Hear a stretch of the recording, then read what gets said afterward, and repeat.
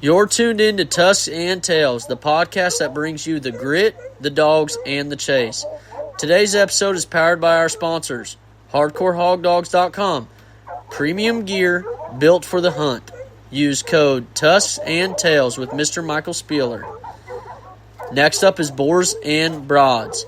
Lifestyle and apparel for those who live the hunt. Save with code TNT at checkout.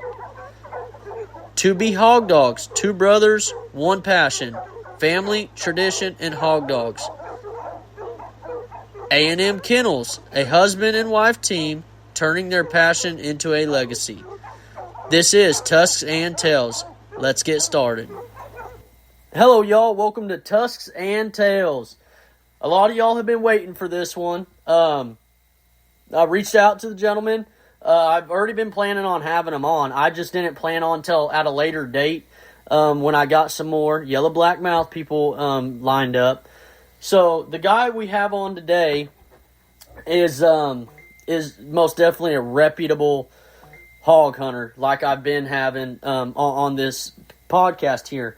Now, I'm going to pretty much let him do the talking. Him and I are, of course, going to conversate back and forth, but I'm going to let him do the talking about the yellow blackmouths because I don't have that much knowledge in them, so I'm really not going to be able to sit here and, put a lot of facts out there about them when I really don't know much. And we'll get into some of the Mud Creek Hog Dog trial talk and stuff like that, and why, why I personally like that setting of a hog dog trial versus other ones, and everybody's entitled to their own opinion, so we'll get into talks about that. And I just want to thank all the listeners out there again. Y'all are doing amazing at this podcast right here. We're officially at 10,050 views, so that's amazing. But with that being said, Mr. Rusty, you mind introducing yourself just in case nobody on here knows who you are?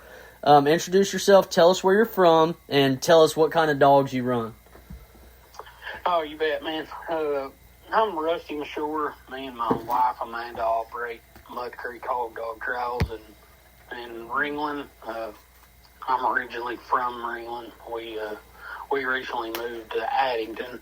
But I've had yellow blackmouth dogs for, I got my first one when I was 9 years old and turned 39 in June, so it's been a while. Yes, going on 30 years, but man, I've tried about everything I can think of, and they fit, they fit me. It's just my kind of dog, I've kind of got just an old school line of family yellow dogs, and they pretty much do anything I want to do with them, and they fit me to a T. So if it ain't broke, don't fix it. One of them deals. Yes, sir. Most definitely. So, you did mention that it was like an old family line. So I'm assuming. I don't want to start assuming anything, but I'm gonna go ahead and make the assumption that you're not attached to Weatherford, Benz, or any Ladner line or anything like that. No, man. I tried the foundation dogs, and they wasn't for me. They didn't have the hunt, and they didn't have really the hunt. And all of them I tried. I had a few that was, they kind of bayed like I wanted them to, and most of them was pretty much yellow bulldogs. And yes, sir. And it's not my style. There's a place for that, and I run a totally different type of, dog. All my dogs are 5-6 foot back dogs. And I mean, you spend, they'll help a bulldog catch, but other than that, if he's looking at them, they're 5-6 foot back bay dogs.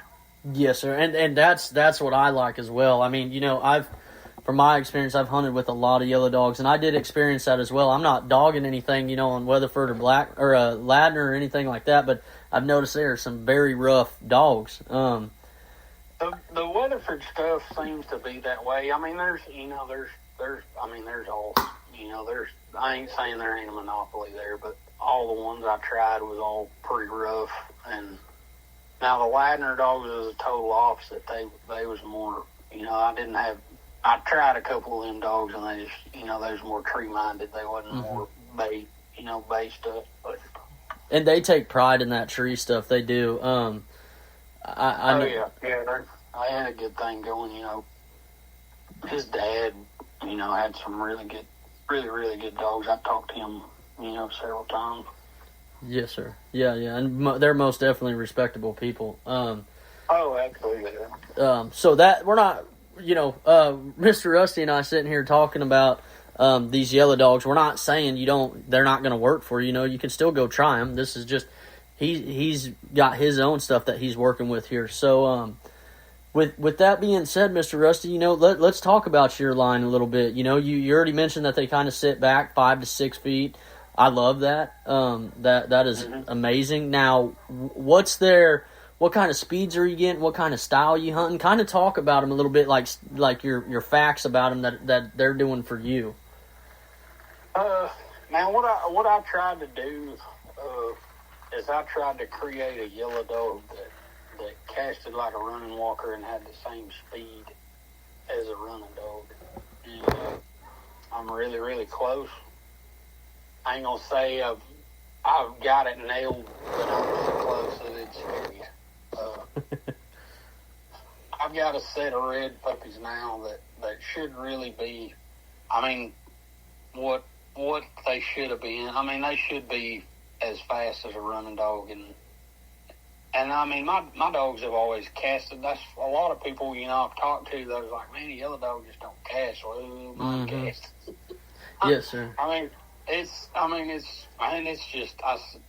Everybody kind of dogs on a yellow dog, but if you get a good one, you've got a good one. And I've been lucky enough. I've had several really, really nice dogs, but they're on running a track. They're anywhere. The last litter of puppies I had they're 16 months old now, and they're all running the track in brush. They're going to be 19-mile-an-hour dogs. And in the open, they're 23, 24. Goodness, that is some freaking runners. I like that. I'm very curious about this because I got a buddy that he runs yellow dogs, his own, that him and another buddy kind of bred, and they have them. But I kind of seen their numbers a little bit. Now, free casting, you're casting out. Say you casted no sign. What's their hunting speeds like? Like they're actually just out trying to find something. Man, mine's like my two good dogs now. If you point them where you want them, and they're going to leave like their heads on fire till they get to about 500 yards, and then they're going to slow down, and they're really, really meticulous about. Like I can point mine to a draw, and they'll make the whole draw. Oh wow! Okay. If they got to go 3 miles down that, 3 miles down that cut, they'll go 3 miles. Or like if that creek makes a bend, and then comes back, makes some zigzag. If I point them to a creek, they're going to go down that creek till they hit hog. Yes, sir. Yeah, I'm kind of getting lazy in my older age. So. You ain't that old yet. 39. That's not that bad. I kind of like sitting at the back of the pickup and point them down the creek and sit there and drink beer till they get back. That's the way I like them. Yes, sir. Now, with that being said, have you ever ran into maybe your younger pups? Have you ever ran into it? You say that they'll run like their heads on fire, casting out 500. Do you ever worry that they might have overran anything, or are they pretty accurate? I gotta say that's one thing I was gonna say. These dogs are super, super accurate. They're really, really accurate. They don't miss a lot. If there's hogs there, obviously they're gonna find them. But if I can, like the country I hunt right here around the house is, I may pull up to a spot that's on top of a mile section, and it may be 3/4 of a mile to the brush.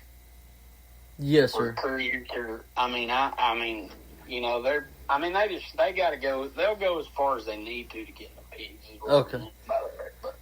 Yeah, I want to definitely cover that for listeners because a lot, we've covered quite a bit of true on a dog being true and accurate. A lot of dogs I see, everybody's like, man, they got a lot of speed, they got a lot of drive, they jump out and they run, 1.2 miles, and then they start slowing down. I'm like, but, in all honesty, how many hogs do you think they ran past in that 1.2 miles? And that's where you, having the years of experience you do, oh, well, they're not passing up. No, like, they're going to shut it down at 100 yards or a mile, And I'm real, like, I'm like my puppies.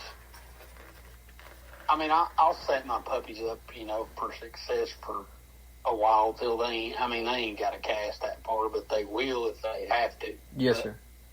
At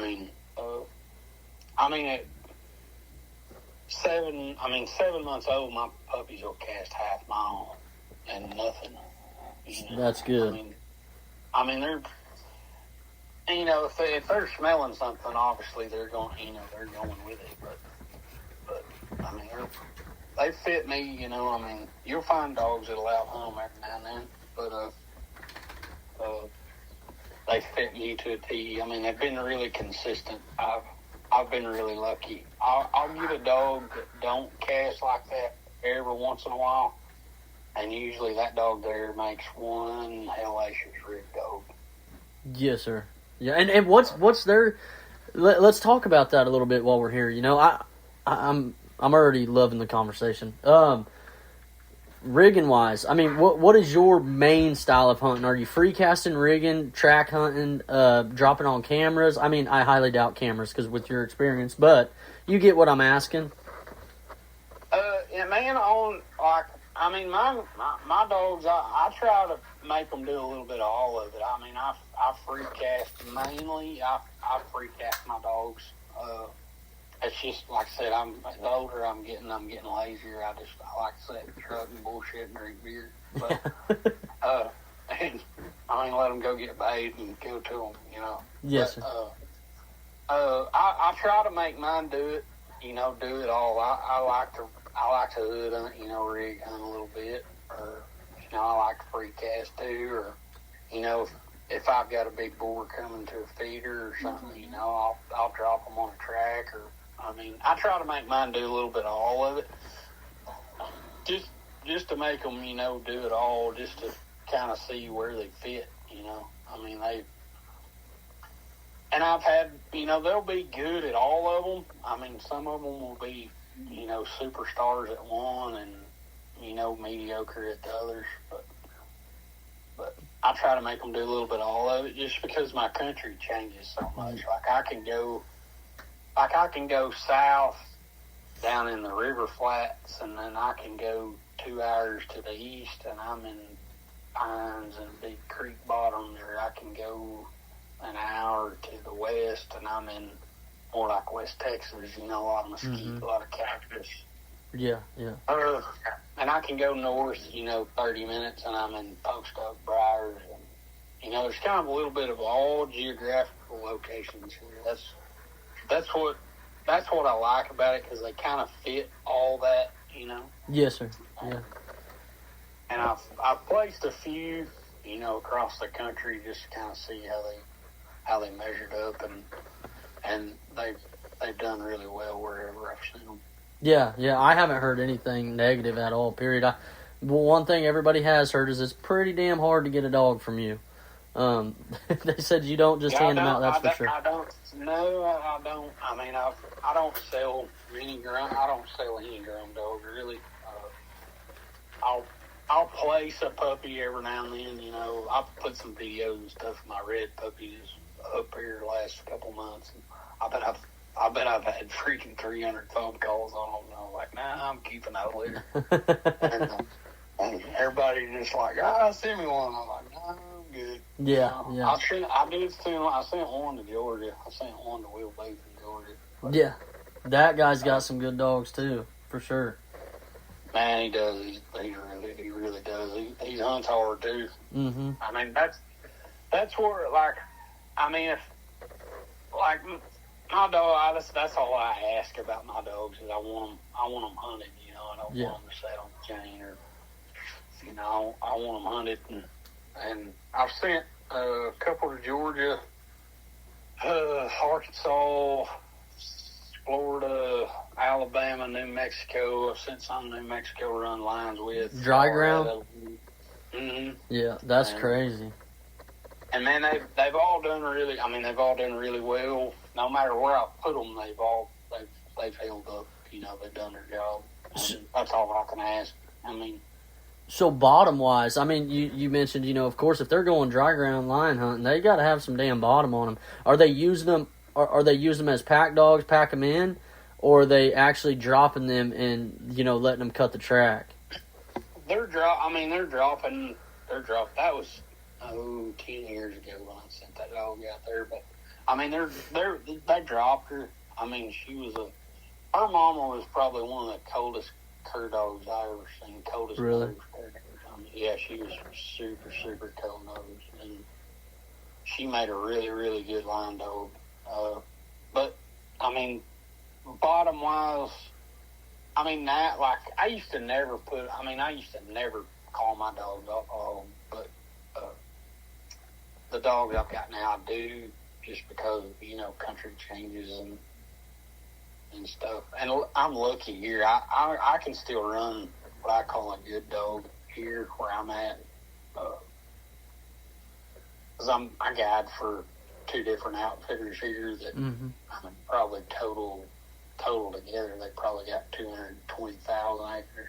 So Goodness, that's a lot of land. I mean, that's a lot of country that I can run on. But, and I can still run a good dog. A lot of people not that fortunate, but bottom wise, they'll stay with it till they get it. That's kind of, if I'm the type that if they strike it, I want to see it. Yeah. That's the way they got to be, and I mean, like I said, I'm getting kind of lazy in my old age. I could call my good dogs off now, and I used to not never do that. I used to think that was a sin, but I mean, that was just if they done their part, I'd do mine. Anymore, I'm like, Yeah. Before you go home, I'll call them in. But yeah. So what's the longest race that you've had them in? And I mean, did it run the hog out out of wind? I mean, how did it finish out? Man, I had a dog several years ago that I was hunting that I had a boar that I'd run 3 or 4 times, and I'd cut him off. I'd cut the dogs off at the 2-mile, 3-mile section. Like all our stuff here is, they're mile by mile sections. Mm-hmm. Mile by mile, or they're 2-mile squares, and with a few 4 miles. But I'd run that boar 3 or 4 times, and he'd run the same path. And I struck him one night at 7 o'clock on a Friday night, and I told the kid that was hunting with me, I had a high school kid that used to hunt with me a little bit, and I struck him at 7 o'clock on Friday, and I tied him up at 8:30 the next morning, 15 miles from where I'd struck him. Yeah, I believe it. I do that, but that's good work from dogs, man. That's real good work. Yeah, it was. I mean, it was, and they bait him, 15 times in that deal, but I mean, he just wouldn't stay bait. He'd go, and 15 miles in a straight line. That ain't. I mean, that's not crooked line. That's straight line. There ain't no telling how far they actually went, during that race. But I mean, I had a jit then that was really, really. I mean, she was really, really nice, and I mean, she was pretty hard-headed. She was about as hard-headed as I was about quitting. So. Yeah, she was pretty nice, but man, I like to hear it now. I watched the sun come up immediate morning with them dogs.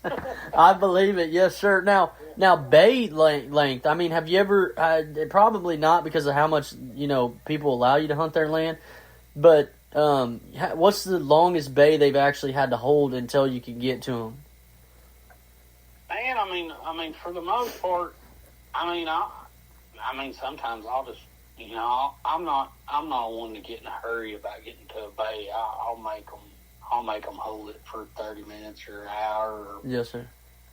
Sometimes, but I mean, I've had to leave mine. I don't really remember a time that I've had to leave mine over 2 hours anyway.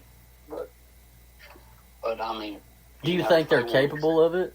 I mean, in your opinion? Oh, absolutely, yeah. Okay. Yeah, I mean, I'm lucky enough, where I'm at.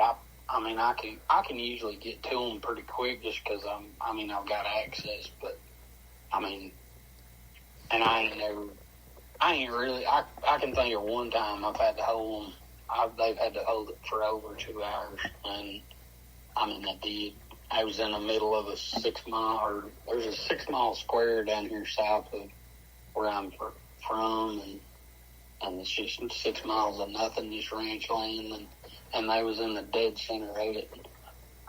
Yeah. And I had to kind of go around and back and wind back to them, and it took me like 3.5 hours to get there. And I mean, they kept me bay till I got there. Huh? Are they? Are they more or less? I mean, are they more of a? That you say they back up 5-6 foot. Are they gritty enough though to actually get in there? Do you know if they're catching on ass end or head, or do you know any of these? If he's running, they're trying to rip his nuts out. Okay, yeah, I wanted to confirm that because I was like, yeah. I didn't know if you were, some of them standoffish dogs, I mean, they'll even walk with a hog. They're not going to make it really, from what I've seen. And that's not much. I know a lot of people have seen more. But, oh, yeah. You get into that sometimes. But, I mean, mine if he's running, they're going to stop him. Yeah. I mean, if he turns and looks at them, they're going to back up, 4, 5 foot, 6 foot back.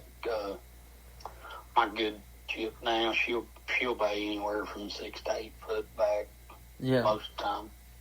Yeah, I like that. I like to hear that. I really do, especially coming from a yellow dog. I've seen 2 of them that are kind of the same style like that. But like even mine, she's tight. And oh, yeah. I mean, that's that Weatherford stuff, But if I remember correctly, well, I'll get into that another time we talk. I'm not even going to bring that up right now because it will go way off in the distance. Now, with your line, puppies, what is your age range considered when you say puppy? Anything, I mean, I consider puppies anything under a year. Okay. I mean, that's a puppy to me is 12 months and under. When he's a year old, I mean, when they hit a year old, they're not a puppy no more. Okay. No, I mean, that's the way that's the way I look at it, I mean, because I've had some dogs that, and you'll get, everybody's answer is different on that. Yes, sir. I mean, you'll hear some people, say, 16 months as a teenager, 24, but I mean, I'm from kind of the old school. I mean, if they're a year old, they need to be rolling. Yes, sir. Yeah, I'm still learning on that side, so I'm not. I say 2 years old, but that's just me. Right. I've had a lot of them that's seen a whole lot of hogs in a year's time, Yes, sir. I started my dogs pretty early, too. Yeah. I do, like, the ones I'm working with right now, and I don't know, we're going to get into this here in just a second, too. That's kind of where I'm going in that general direction. But, like, for example, the ones my plot crosses that I'm at 3/4 right now, and I'm deciding if I'm going to go to an 8 or 7/8 and an 1/8, or if I'm going to go ahead and leave it. I don't know yet, but this is just me doing my own experience with my own stuff. Okay. And I'm more or less kind of watching at 6 months, the day of 6 months, which will be October 1st on this litter. I'm going to start keeping all my statistics on them dogs. And then it's really going to tell me, I guess, to myself, okay, they're kind of out of the puppy stage, or they're still messing around, acting like puppyish. Because I've seen them, some different breeds in this lab world and everything. There'll be puppyish tendencies in 2-year-old dog, and this other bloodline, I'm not even using labs, I'm saying all dogs in general, and then this line at 9 months old is acting like a grown adult. You know what I mean? Yeah. And I could be wrong by stating that, and correct me if I'm wrong, Mr. Rusty. I mean, you got the knowledge, but I after thinking about it and talking with people, I'm like, yeah, everybody's entitled to their own statement on that because they could be right. Your dogs can be absolutely fully grown and have, every bit of structure they need to be a athletic dog out in the woods by a year old. But some dogs, it might actually take them until they're 2 years old to develop all of that. Man, the way I look at it and the way I've always looked at it is, every dog is different. Every dog's got a personality just like a human. And one thing I'm big on is a puppy running loose. I won't put my puppies up till they start getting in trouble. Well, we're going into that right now, so feel free to start. Till they start walking, going and getting in trouble. I'll let mine run loose. And the reason why that is I've always been I've kind of lived by this, but they got to be a puppy before they can be a dog. Mm-hmm. Yeah. I'm a big believer in that. And if they don't go make a mistake, be a puppy and learn how to cross a fence and learn how to, learn to cross a creek or, but if you keep them in the pen till they're a year old and then expect them to do something, they don't know nothing. They're still a puppy at a year old. Yes, sir. Like my red puppies, they run loose. They're going on they'll be 5 months and second week of October. So, and they'll stay in our race now. Yeah. As 5-month-old puppies, but they've run loose their whole life. They don't know no different. Yeah. So while we're right there, I don't mean to cut you off, but I gotta have this question. I gotta have this question answered for a lot of people, especially all new guys that have asked me this. Man, this is the biggest question I get, Mr. Rusty, and I would like you to help me answer this because I've tried giving my own answer, and I do not want to point people in the wrong direction. Now, they ask, you let your dogs run free, puppies run free, whatever. If it's a real hog dog, it's going to cut out the second you let it go. Now, my lead dogs, my good dogs that I can take out right now, catch a hog if I need to, I can cut them off their lead or out of a kennel because I swap back and forth to runners and stuff like that. I do a rotation. I don't want them getting comfortable anywhere. And I can cut them off or out of the kennel, whatever, and hey, load up. And they'll go load up. Now, I've ran into my male dog has cut out on a daggum, I don't know, a track or something might have happened because I do live on a lease. Like, there's a big, huge hunting lease that's behind my property. And he did cut out that one time, and luckily I got him back. So, I know people, their biggest worry is their dogs leaving, Can you kind of maybe give some insight on that? On them leaving? Well, not necessarily just leaving. I guess, people are worried about them leaving. So, can you explain maybe what's making them stay around the house? And then what to do if they do start leaving and cutting out and not coming back? Like if they don't have a fenced-in property, for example. They do live in the country, but they only have like a couple acres. Man, like if a guy can let them run loose, you can't. There's certain situations that's just, that's just not an option, and I get that. Yeah. But if that's the case, if you're worried about them, running off and you don't want to let them run loose or getting into trouble or something, I would probably, I would suggest, spending a lot of time with them and, taking them out, taking them run, taking them out on the weekends or, every day if you can, just take them to the farm or take them to a public land or whatever. I mean, anything you have access to hunt, as much as them puppies can spend time in the woods, I mean, the better off they are, in my opinion. Yes, sir. I mean, because as much as they can learn about the woods, as young, I mean, when they're young, we'll just help them, in the long run.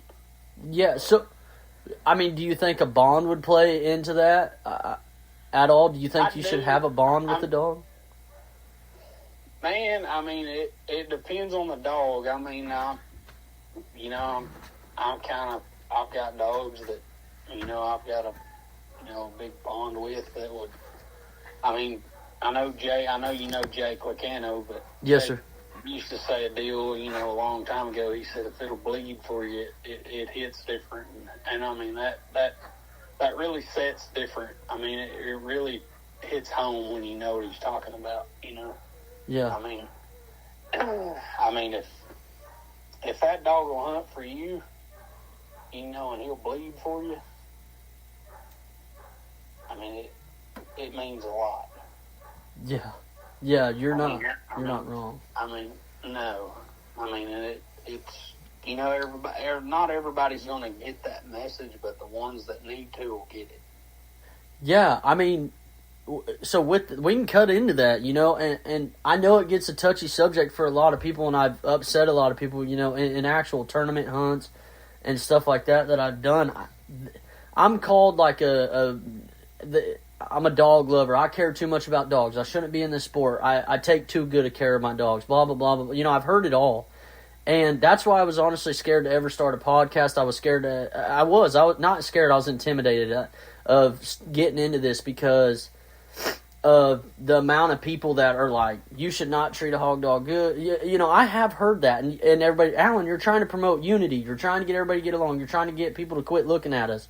But you're going to sit here and state that that's what you've heard. Yeah, I'm giving y'all references because if I would have hunted the way I hunted around the people in the beginning, I just couldn't do it by the way the dogs were treated, is what I got to say. I don't believe nowadays any dog should be treated like a tool because I really don't believe there's any family out there that absolutely relies on a dog to 100% feed their family. I just don't believe in it, but I could be taking that in the wrong direction at the same time. Man, there's people that still, use a dog like a tool. But 90% of the time, that's not the case. I mean, nowadays, yes, sir. Back in the old days, yes. But I mean, now, we're in 2025. I mean, come on, what I mean. But I mean, everybody should take care of their dogs. I mean, if that dog doesn't, I mean, the way I always looked at it, if he gives me 110%, I'll give him 110. Yes, sir. That's just the way I see it. And but I mean, there's people that don't, and there's people still that's set in that old school ways as a dog or a tool, and that's how I'm gonna keep them. And I mean, and I get that, but I do too, but to an extent, To an extent, yeah. Goodness, if my tool was feeding my family and everything, I would be better to it than somebody who's just doing it as a hobby. You know what I mean? Oh yeah, and I mean, and what I mean by what I said when I said the dog will bleed for you, it's different when a dog hunts for you. Yes, sir. I've had dogs that hunted for themselves for a lot of years. I mean, there's a difference in a dog that hunts for you and a dog that hunts for itself. I mean, some of the best dogs I ever seen hunted for themselves. I didn't give a rat's ass whether I was there or not. But, I mean, that's the way they was. I mean, that's just, they hunted for them. They didn't hunt for me. They hunted for them. Yes, sir. Yeah. When you see that in a dog, then you see a hog dog. Yeah, I can most definitely say I would like to say that my good one, my personal, that I believe are good in my own eyes out there are, I would like to say they do it for me. I do. But I mean, I could be wrong now. I've always liked to see,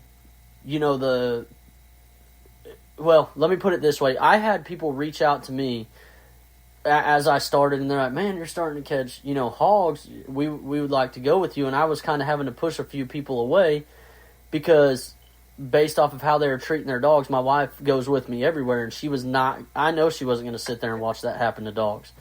And Absolutely. then it was absolutely mind-blowing because we left a couple hunts. I'm not lying to you, Mr. Rusty. My wife was like, no, I'm not going to sit here and watch them do that to a dog. Like, that's not okay, period. And I agree with her, but I'm like, at the same time, it's their dog. Who am I to tell someone to parent a kid as well? Which I wouldn't let someone beat a kid. No way in hell. But you get where I'm going with it, and then they would reach out to me, and they're like, man, you're starting to catch hogs. What's the deal? And then, I'm not tooting my own horn, but it's been, almost 2 years that I've been into this, and it wasn't but 6-8 months later, after I started really catching hogs, like 8 months in, and I was starting to catch a good amount, and then it was like, hey, man, you got any dogs up for grabs? It's like, my wife would literally shoot me if she found out I even sold you a dog. So I would like to express that when I was actually growing the bond with the dog, taking care of them the proper way, they actually started producing better for me. But I was majority of the time told, leave it in a kennel, don't get attached to it because it's probably going to die anyways. That's how I was informed about a hog dog pretty much. Does that make sense? Yeah, I mean, I get where you're coming from there. I mean, everybody's different. I mean, I've had, like I said, I know guys that treat them like tools, and I know guys that, treat them as good as you can treat them. Yes, it's just, everybody's different. Everybody sees that side different. And I mean, I'm not one to judge any way or another. I mean, if you love him, I love him for you. That's kind of the way I look at it. You know what I mean? Yeah, and I mean, everybody's different. I don't. A lot of guys will say, hey, do this, or we do it this way. Or I'm like, hey, man. I mean, I do it my way, and you do it your way. It don't matter. We're all doing the same thing. Yes, sir. Yeah. And that's what I don't get. A lot of hog hunters. I mean, hog hunters are, as far as like dog guys. I mean, pretty much we're the bottom of the barrel. Mm-hmm. I don't know. We shouldn't be. I mean, we all should be.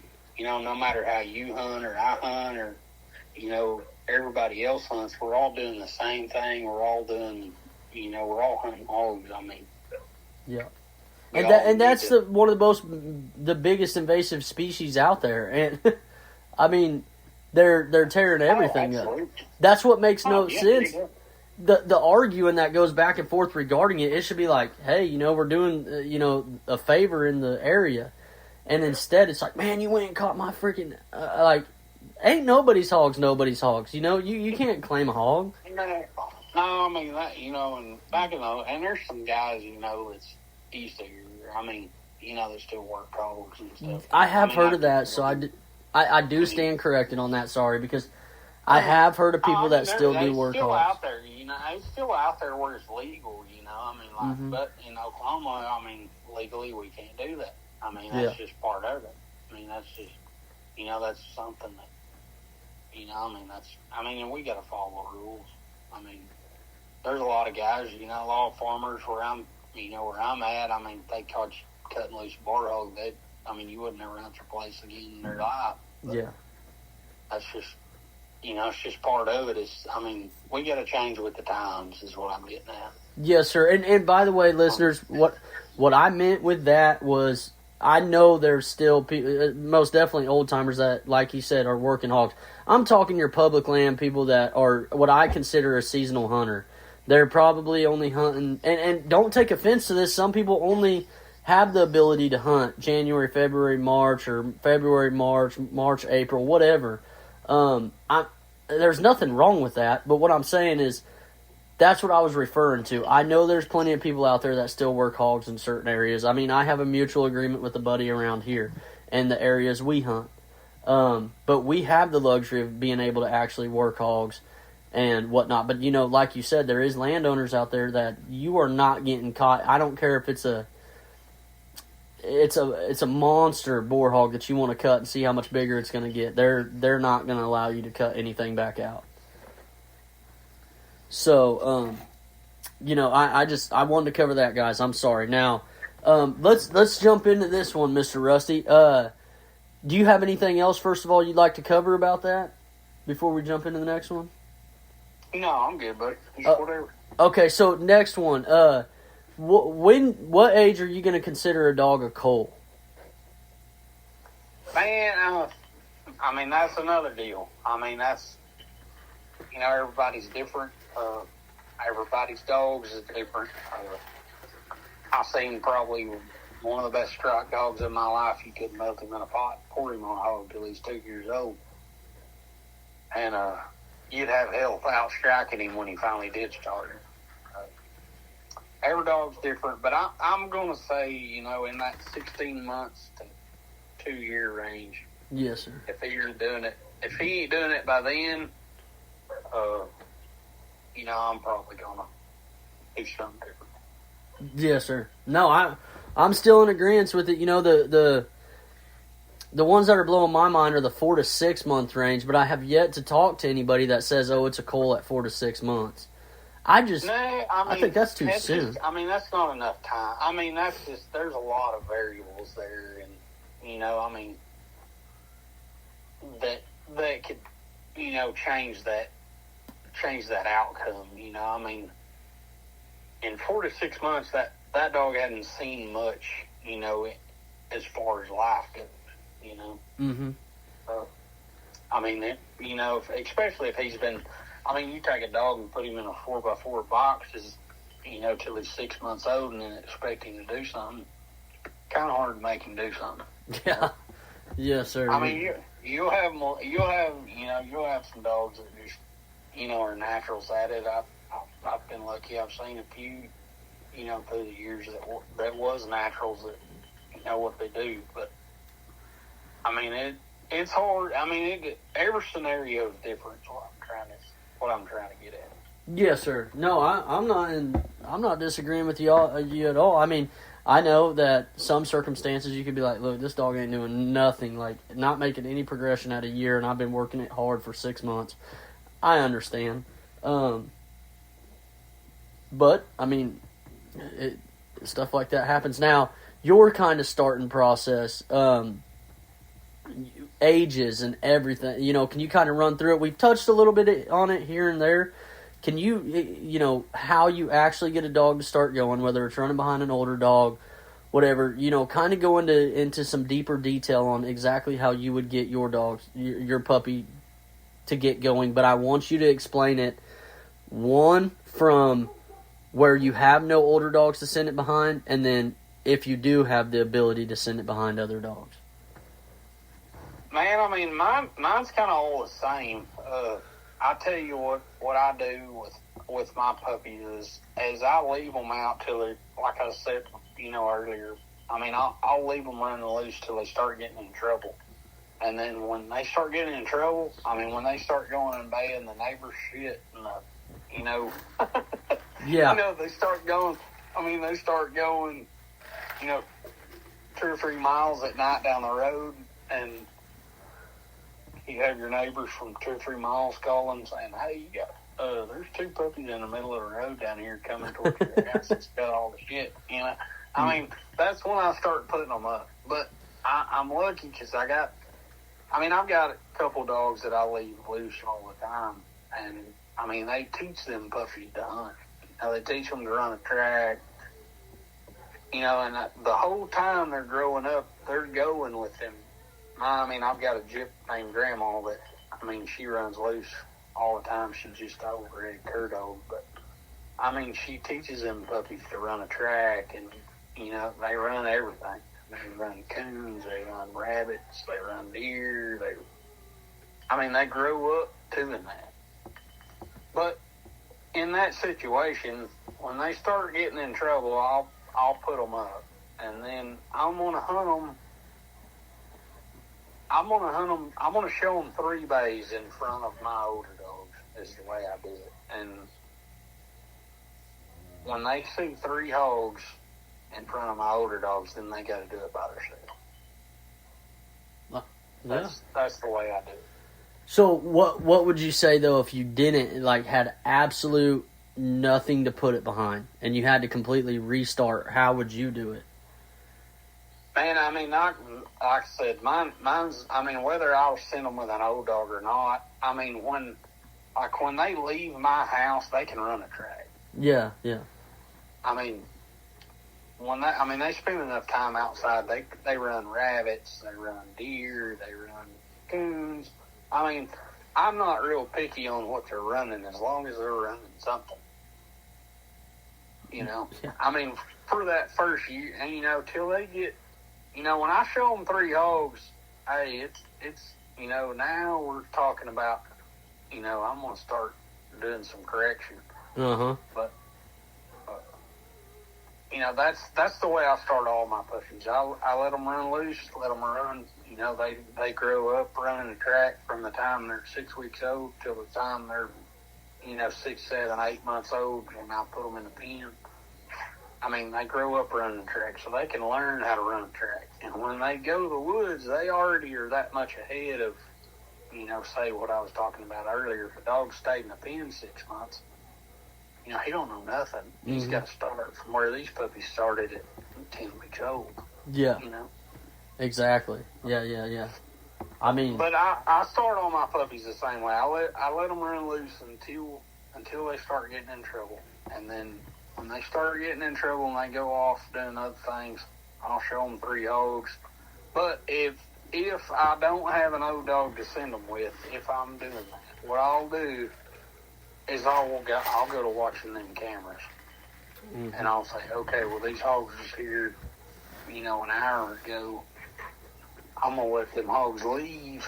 Let them get out of there for 30 minutes or an hour, and then I'm going to go drop them puppies on that feeder and, expect them to run it, which 90% of the time they can.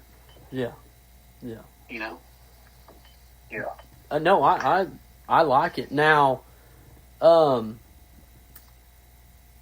when are you starting to see them, 100% doing it on their own, as in age-wise?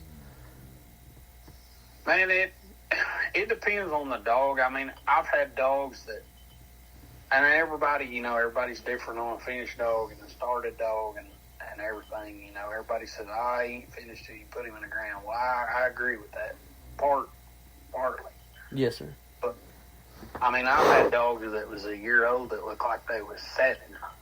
And I've had dogs that was, 6 months old that, would run with 90% of people's good shit.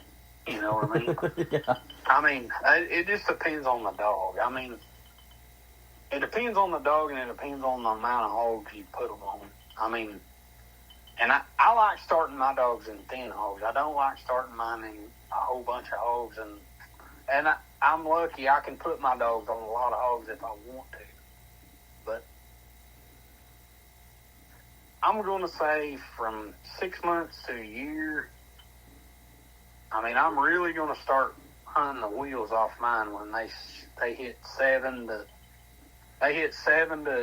months to about a year old. I'm really going to start pushing mine and expecting them, to really show me something. Yes, sir. Yeah, no, I agree. I start, at 6 months. I'm just letting teeth develop and stuff like that. Oh yeah, they ain't. Their teeth don't even set till they're a year, year old. Yep. That's, kind of sort of on the bulldog deal. And yeah, I don't start my bulldogs till. I don't really push my bulldogs unless I have to till they're a year old. But that's a whole nother story. But are you using any specific type of? Are you using game bred dogs or just a pound dog? What are you using, catch dog wise? No, all my stuff's game bred bulldogs. Okay.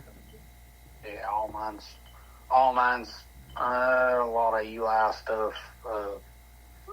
I've got a lot of chime and blood and stuff like that. Are you able to put yours with your other dogs, or? Man, one thing I do that a lot of people don't do, and you won't hear another game dog guy say this, but I treat mine just like a cur dog. I mean, from the time they're a baby to the time they're 4 or 5 years old, I don't treat them any different than I do any other dog, and I've had really good luck with that.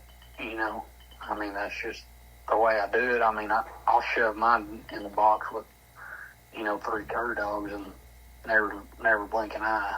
But I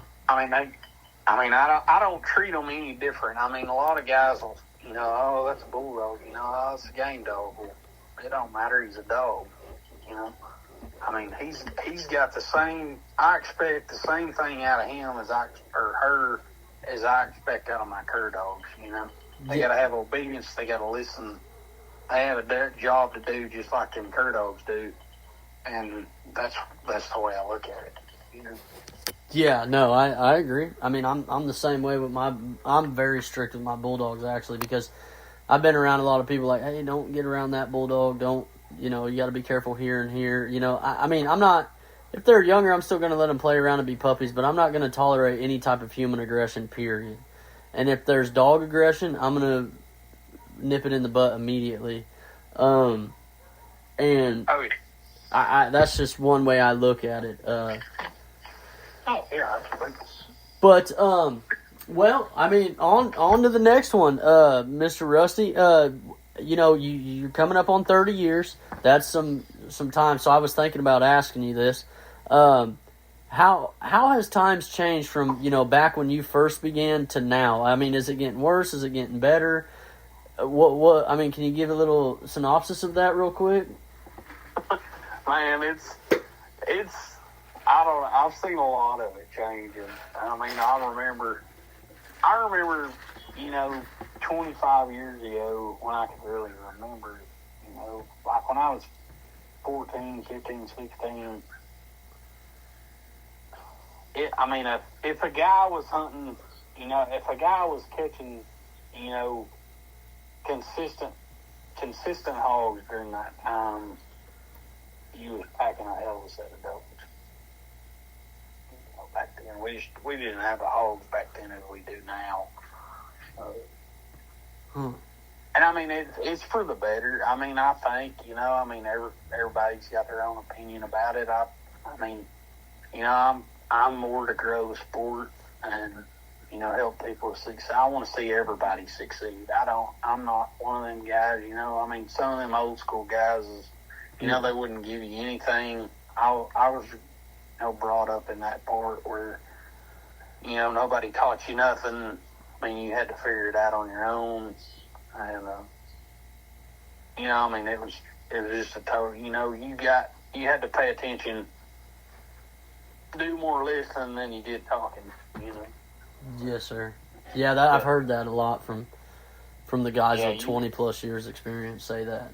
Yeah, I mean, it was a total different time, back then, but I'm more of the. I want to see everybody succeed. I want to see you succeed. I want to see, your cousins, uncles, brother. I want to see everybody have good dogs. That's more what. That's what I'm in towards the dogs. I could care less about catching hogs, man. It's just another hog to me. But that's just the way I look at it. I want to see them. I want to see everybody have good dogs and everybody succeed. That's the way I look at it. Yeah, no, I get. I don't know if it's how I come off, quite frankly. I don't know how it is, but I don't want people to take it the wrong way. I post my plots and my Slovakian Kopovs, and I love them dogs either way, whether I was a hog hunter or not. Not necessarily the Kopovs, but the plots. I've always been a plot fan. Before I really even knew anything about hog hunting, I've always been a plot fan, and I always shared that, and it was never a problem. And then I get into hog hunting, I share a plot post now, and it's like, oh my goodness. Yeah, you thing get done skin somebody or something. Oh, yeah, it's bad. It is. I mean, it's like I said, I'm not that way. I like to see everybody succeed. I don't care. I mean, I don't care if you hunt a poodle if he'll go by a hog. You know, that's just the way I am. But, I mean, if he's purple, I'll hunt some bitch if he'll go, you know, if he hunts like I want to. Yeah, and that's how I am. I mean, it don't matter to me. But I agree 100%, and that's where, you know, it kind of gets into, you know, talking a little bit, you know, I want to talk to you about, you know, the Mud Creek Hog Dog trials and stuff like that. You know, there's differences in that bay pen world and hog dog world, or woods dog world. And, yeah, I know there's some that do both, but I guess I might have come off when I first got into this as I was, like, against bay pen dogs. But I never was. What I was getting at is coming from the lab world, and I might have came off too strong and sounded, you know, offending, but I didn't mean it by that in any way, shape, or form. But in the lab world, you know, a field trial dog is recognized, and what we consider meat dog is recognized.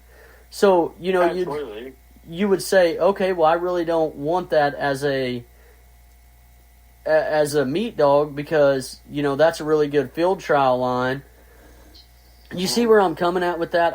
And when you go into the bay pen world versus woods dogs world, they can work in both, just like in the field trial world. But I'm more than likely not going to take out a field trial, you know, a Grand Hunt Retriever champion and a Master National Hunter, and hunt it one whole season in the woods, and then expect to be back at the Grands next year doing the same stuff. It's just, they're going to grow some bad habits. And I guess when I come off, I used to say, man, I don't want nothing to do with that dog because it's a bay pen dog. Well, damn it, I come off the wrong way. I didn't mean to come off that way, and I want to clarify that. Now, difference in bay pen worlds. You know,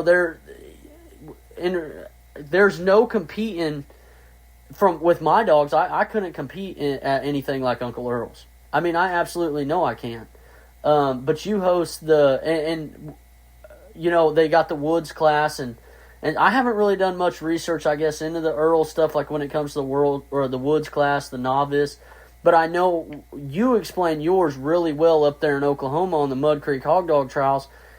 I was most definitely interested in that. I was like, man, I really want to go, but I think it's just a bunch of crock of shit. No offense, but I'm being honest. I said, there's no way that this man is being serious and he's actually going to make everybody prove that they had woods dogs.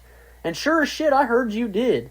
Now, can you kind of cover what the Mud Creek Hog Dog trials is and go into depth, as in how you score, you know, stuff like that. And I wanted to give a little feedback on that if you don't mind. Oh, yeah, you're good. And what we did on that deal is we come up, you know, me and Joey, Wright, Uncle Pat, and a couple others, Matt Latham, couple different guys. We had a board of executors on that deal. Ed Barnes was on there. But, I mean, what we wanted to do was we wanted to create a deal for the woods hunters. You know, like back when I was young and, you know, a lot of them older guys was, you know, when we was having hog bands, it was just a bunch of guys that got together on a weekend and was like, you know, we're just working dogs. You know, that's what we wanted to do, is give somebody a spot to go where they didn't have to spend a lot of money. You know, they could go, you know, just go have fun and, you know, showcase a dog or whatever. Or if that dog hadn't ever seen a pen, you know, I mean, you know, who cares? I mean, he ain't got to go compete against a dog that's won 150,000 or 500,000 or, you know, and I mean, he ain't got to go compete against a goose or a hand grenade or, you know, one of them dogs that's won Sancho, you know, yeah. You know, 500,000 or 700,000. You know, I think Goose is bumping $750,000 now. I mean, yeah. And there's nothing wrong with them at all. I mean, they're really athletic dogs. Oh, dude. I mean, everybody, you know, gives Randy shit about the goose and, you know, and them, but, I mean, dude, you ain't gonna find nobody that works any harder. Or, I mean, they just, I mean, I mean, you better pack your lunch if you're gonna try to beat that son of a bitch, because, I mean, he don't fuck up. You know, I mean, and now he's got a fanboy behind it. I mean, I judged Earls last year. I mean, I was lucky. I was one of the judges, you know. Yes, sir. For Earls, but I mean, he don't fuck up. I mean, he don't fuck up. I mean, in a 10-minute bay-off, he's not fucking up. I mean, I can count on one hand the dogs that can do that. Yeah, yeah. And I mean, he's been doing it since he was 10 months old. I mean, he's good. Yeah, but, yeah. I mean, and that's what a lot of guys, you know, I mean, there's people, you know, like, you know, local guys don't want to go pay $60-$80 to compete against dogs like that. And I get that, you know, I mean, I get it. I mean, they know, you know, pretty good shot, they're not going to win anything. But, and I give them a place to go, you know, where we could go have fun and still, you know, everybody get together, everybody, you know, have a good time. And, man, we knocked it out of the park on that last one. And I think I ruined 300 runs. I think. Gosh, dang. Over 2 days, which is, I mean, that's a big baying for Oklahoma, even a woods baying. But, man, I had guys there. I had guys there from California. I had guys there from Old Mexico, North Carolina, South Carolina, Georgia. I mean, Alabama, Mississippi, Florida, Texas. I mean, everywhere. I had guys coast to coast. Mm-hmm. And, you know, everybody, I mean, the morale around that place was unreal. I mean, everybody was having fun. There wasn't no bitching, no griping. I mean, it was good. I mean, it was a good time. And I really enjoyed it. And I was glad everybody came out. Oh, yeah. I most definitely look forward to this. You're doing it again this year, right? Yeah, I got to get everything moved over here to the new place. You know, we lost everything in the tornado in end of April. Yeah. I moved over here west about 30 miles from where I'm at, or where I was. So, but if I get everything moved and stuff, it's supposed to be March 7th. I'm going to have a 1-dog deal. I'm just going to have a 1-dog, 2-dog. I ain't going to have a puppy-year-old and young this year.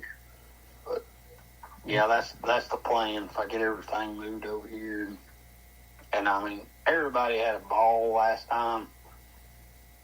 And in my deal, they couldn't have ever won or placed in a bay pen.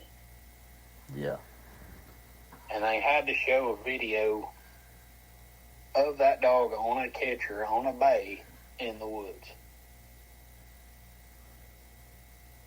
And some of them sent it, and I told them, I said, y'all can either do it. When we're doing all this, I said, y'all can either do it pre-entry, or, you know, every winner of every class, I'm going to pull you aside and say, okay, I want to see that dog on a bay or on a catch, something in the woods. And not just one. I mean, they had to have a couple. Yeah, And it worked out, you know. I mean, it worked out. And the reason why I did that is because, you know, I didn't want somebody trying to slip in a pen dog. But, I mean, I know all the guys that really run the pens, and, you know, I've been around a lot.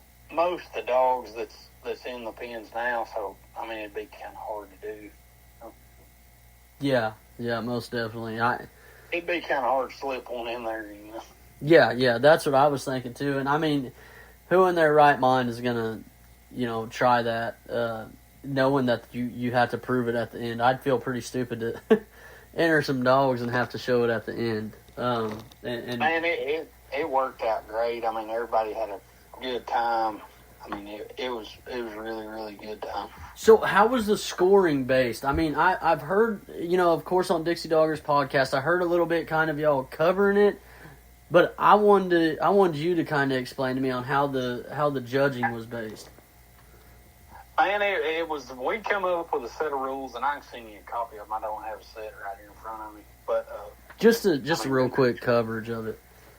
Yeah, we went through, and actually we took a little bit of the old school stuff, like stuff from like 1950s and 60s, and put in sort of the new, kind of with the new rules. I mean, we took some from the new school stuff, which is like how Jake judges his band now, and then we took some from like the 1950s and 60s in the Louisiana Catahoula Association, some of the old school rules, and put in that deal, which was the no call out rule. Like, we didn't have a call out in the band, and like you could, like after the time was up, normally it's a 2 minute bay, and then you're done. Yeah. Like on my band, we had a 2 minute bay.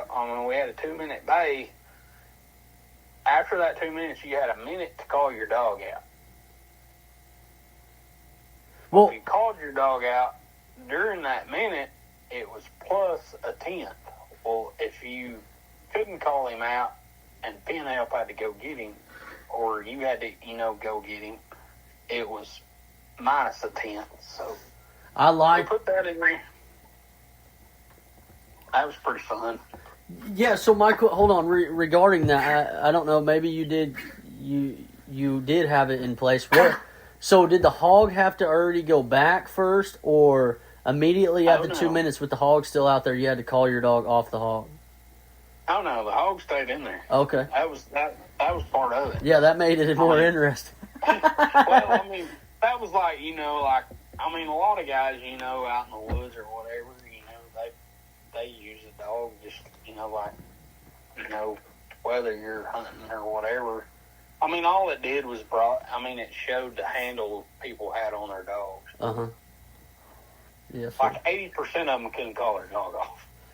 Oh, yeah, I believe it. There was 20 that could, That's all. Gosh, dang, I can't wait for it this year. That's awesome. So yeah, it was fun. So what about, was there any judgment towards the pig at all, towards the hog? No, we didn't. We didn't score the hog. That would just turn into a whole nother freaking. I know, but and I get. Sooner or later, and me and Randy Durrell and has talked about this several times. But one of these days it's going to turn into like.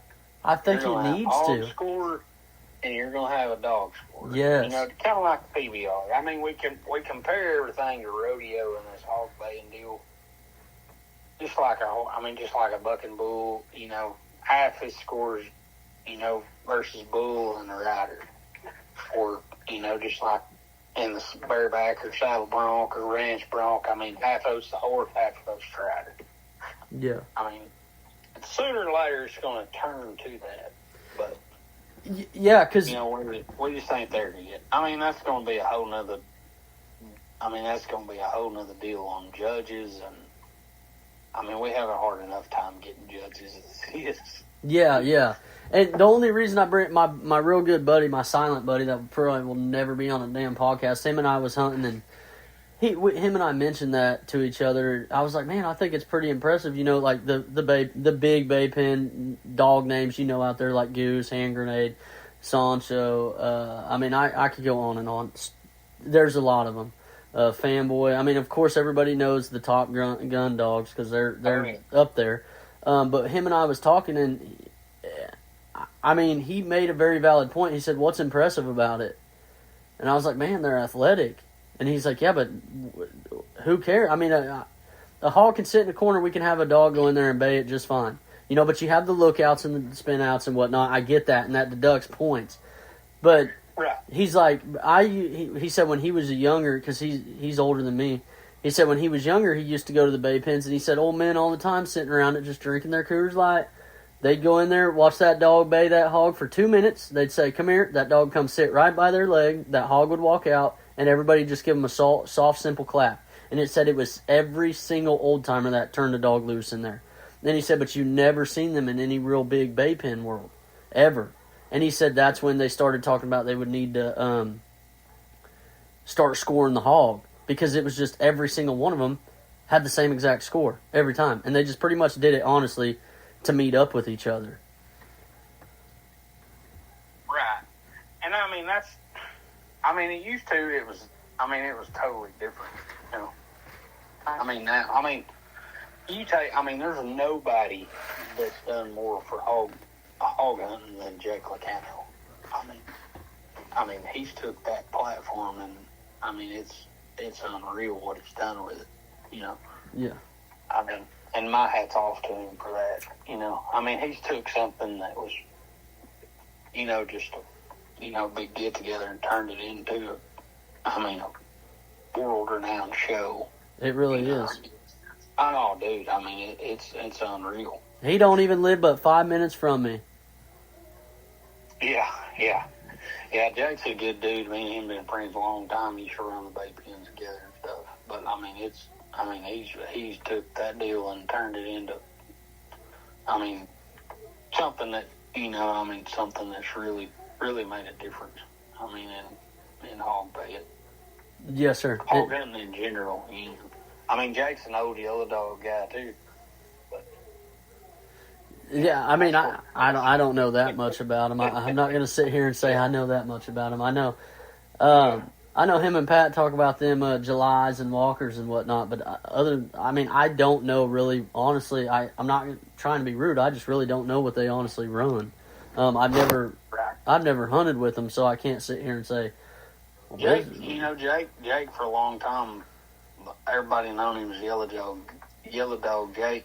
There's people that ain't seen him in 10 years, they'll say, hey, that's old Yellow Dog Jake. He used to have a lot of yellow dogs. Mm-hmm. But anyway, that's a different conversation for a different day. But no, he's done more for hog baiting than anybody could ever imagine. He really took that platform and turned it into something that's, you know, really special. But, you look at Earl's. Earl's is huge now. They had the biggest show they ever had last year. Yeah. Yes, sir. Yeah, I judged part of that deal. That was pretty fun. You know, I remember when I was a kid, all I wanted to do was place in it. You know, last year I got to judge it. I went in and held in the pen for a minute. I got ran straight over right in front of the chute. That daggum hog went in there. It come right back out and ran me over. I was like, goodness. I can't even remember what dog I was trying to get. It had to be a buddy of mine. Oh, one of Chris Ray's dogs. Oh, yeah. And I got plumb ran over by that hog. But yeah, it's a good time. Oh my goodness, it's a great time. It's a week. I've win every year since. Shoot. I don't know, man. 2004 or something like that. It's. I've been going down there for years, and I had the first guys that imported the blackmouth turds into Australia come down and hunted with me right before that deal. And they come and stayed with, they hunted with me a couple nights, and then they went on down to South Texas, and then they went on into Earl's, and I met them down there. But it was pretty neat getting to host them guys, all the way from Australia over here and hunting a couple nights. And yeah. Cool. Yeah, it's awesome. It's a great. I met some good people out there, man. I did, and I, like I said, man, I might have gave the wrong impression when I first got into this, because I did. I was so guilty. I was, Mr. Rusty. I'd say, oh, there's a difference between a bay pen dog and a woods dog. I didn't. That's me being that, I guess ignorance coming into it. But man, I hate to say it, but there really is a difference. There honestly 110% is a difference between. There is. You'll see a dog that can do both. Yeah. Carter Schultz. You had him on here. Yeah. He's got a dog named 12 that can do both. Yeah. And they're few and far between, the dogs that can run both sides of the game, but they are there. Yeah. But Mine are just going to be, sitting back probably. I'm more or less 20 yards. I don't know. It depends if it's in a thicket or not, how deep they're baying back. And they going to look out. I ain't going to see a loop out because they're too damn far. The second the hog moves, they're just going to back up a little bit. Well, like on my baying, I had a deal, I know the dog that's been in the woods a lot is, there's an exception, 12 is one of them, but, he's a pro class bay dog. He's good. Yeah. But, like my deal, 90% of the dogs that, that you're doing that with, they're going to look for a bulldog. Yeah. They're looking for help. They're like, hey, Daddy, you coming or not? Yeah, or what? Yeah. Or what's going on? So what I did in my deal is and if a dog didn't look out 3 times in under a minute, I didn't deduct them. Wait, if they didn't, hold on. Say that one more time. If they didn't look out, if they didn't look out 3 times in a minute, I didn't deduct the 10th.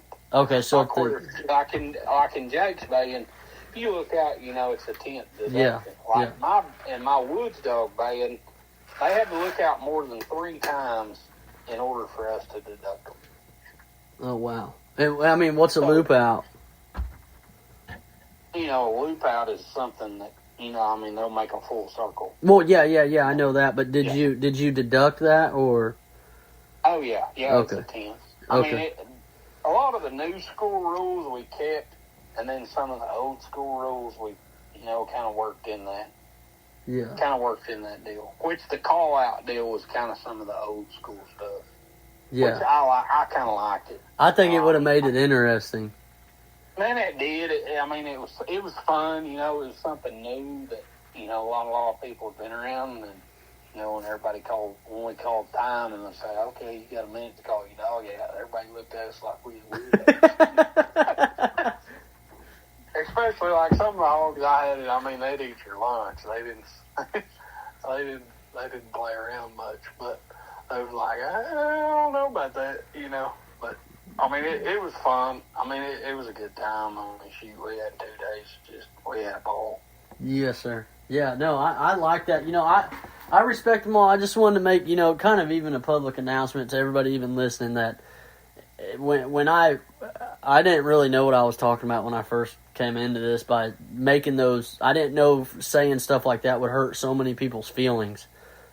Stating, difference between a hog dog and a bay pen dog and a woods dog.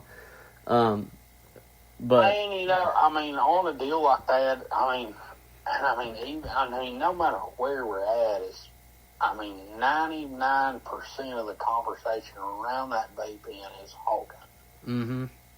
Mm-hmm. No matter if it's, Randy Durrell or, anybody. Everybody that's standing around that bay pen is usually talking about hog hunting. Yeah.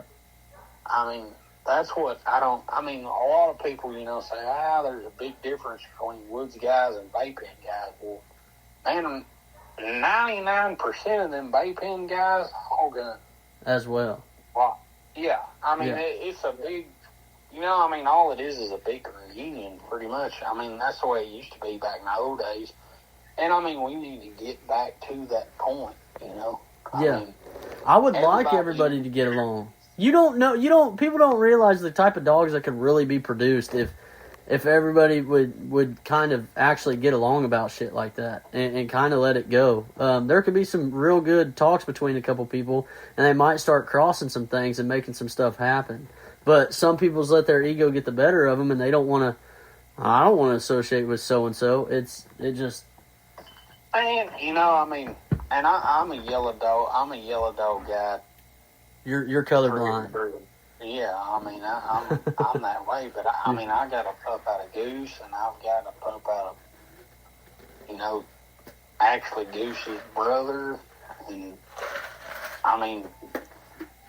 they cast just like a walker dog. They cast just like my yellow dogs do, and they're spotted. Mm-hmm. And I mean, that one Jip, I put videos on Facebook and TikTok and everywhere else. I mean, she handles like a border collie. Yeah. I mean, she's really, really nice. And I think a lot of that is just, people. I mean, just people being, just not getting out there and saying, hey, I mean, we're all the same people. We just need to unite as one. And quit worrying about what's hunting and what's vaping and just, hey, we're all hogging. What's the difference? Yeah, yeah. No, I'm in agreement. I am. I believe that, it should be that way. I kind of looked at it more, I did make a lot of sense. I don't want to be a vape hunter because I knew I couldn't compete. I knew, like, it would take years and years and years to find something upon that level of, to be able to just sit and hold a bay like that. I mean, in the woods, I do see, bay pen, people that run the bay pens, I only want to run my dog 3 or 4 times. If it gets into a 10-minute bay and they got to run that 4 times, it's going to be 40 minutes long. I'm like, well, shit, if my plot hound can't hold a bay for 2 hours, I don't want it. And that's not me being slow to get to them. That's not what I'm getting at. But sometimes bays are 1.5 miles away and I got to cross 3 different sloughs, or my boat's getting stuck because I think I got a shortcut going to them, or whatever the case may be. Oh, yeah. But, I mean, you're not asking that plot dog to bay 10 minutes without looking out. Yeah, there you go. That's yeah, sorry, I forgot to cover that. But, yeah, you're right. I mean that's just the way it is. I mean, I've judged them things for a while, and, I mean, I'm not the best, but, I mean, I know how to judge the pro class bayings, and I've done it for several years, but I can count on one hand how many dogs can bay a 10-minute perfect.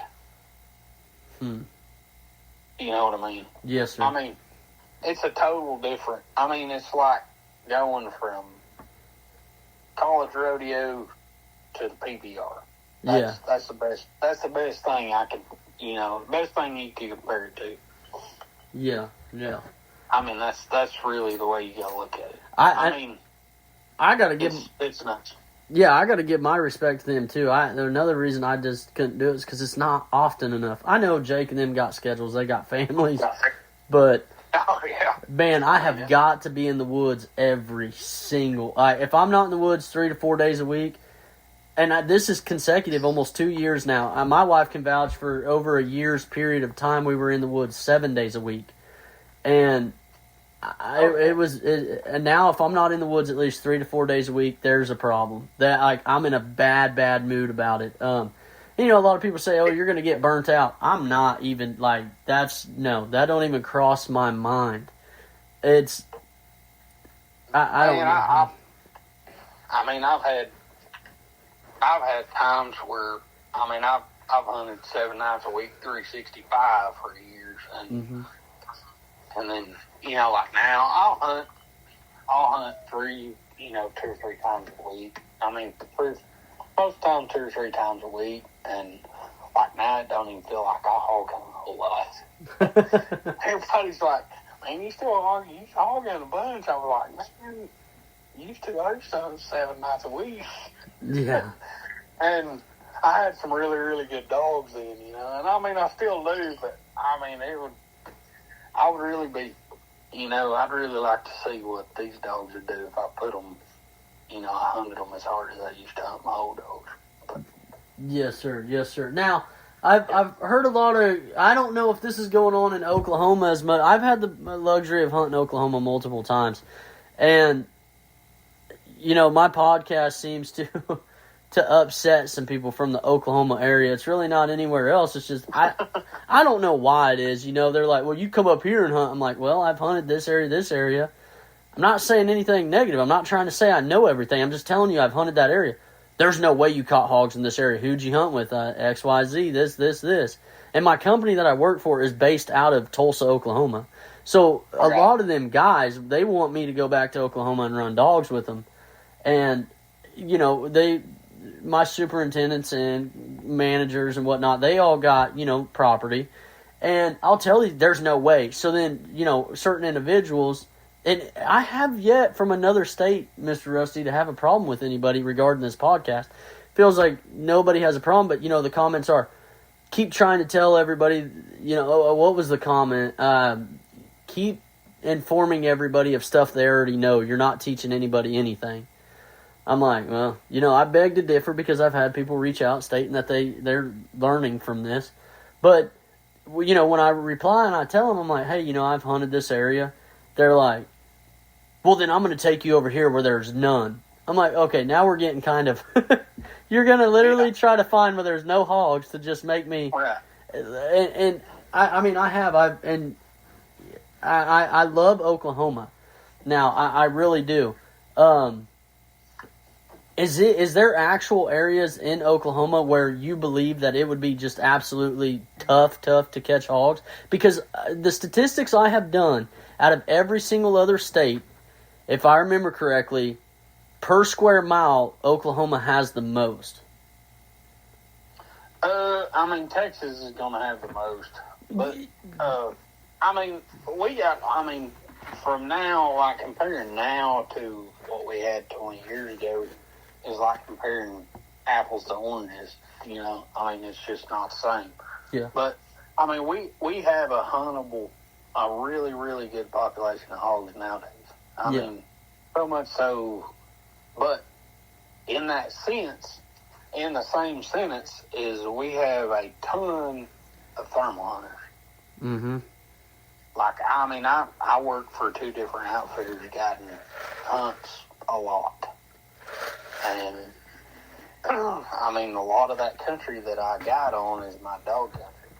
Well, the first thing people shoot when they see a group of pigs is the biggest one. Mm-hmm. So, 15 years ago, 20 years ago, if there was places where if I caught a 200-pound boar, he would have 3 to 3.5 inch deep on average. Every hog I caught was that way. Yeah. Now, it's the total opposite. Now, we don't have hardly any teeth around the house where it used to. They used to have everything I caught had big teeth. Yeah. And they don't have a chance to get old no more. Now you go west, you get into the crop country and stuff like that. I'll catch a 200-pound boar that still have his damn show teeth, Yeah. It's... There's places, you get up in the north, like northwest. Northwest would probably be where I was thinking. Probably be close to where you're talking. There's just not a lot of hogs in that area. The Department of Agriculture don't allow you to haul out. Yeah. Kill them. In the north, the 8 northwest counties up in the northwest corner of Oklahoma, you can't even haul a live hog. You got to kill them. Huh. You know what?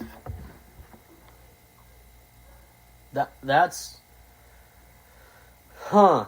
I like that. Now, earlier when I did say that Oklahoma... Texas. Everybody knows Texas. Sorry, I meant to say like the next... Everybody knows Texas clearly has the most hogs by far. I did state that, but I meant to say after that was Oklahoma. Now,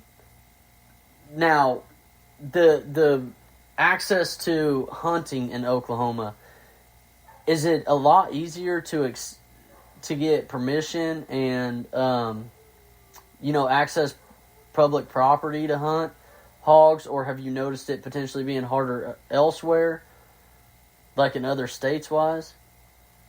And I've hunted them. In about every state there's pigs. So, it's... And like Oklahoma's... Like, if you don't know somebody,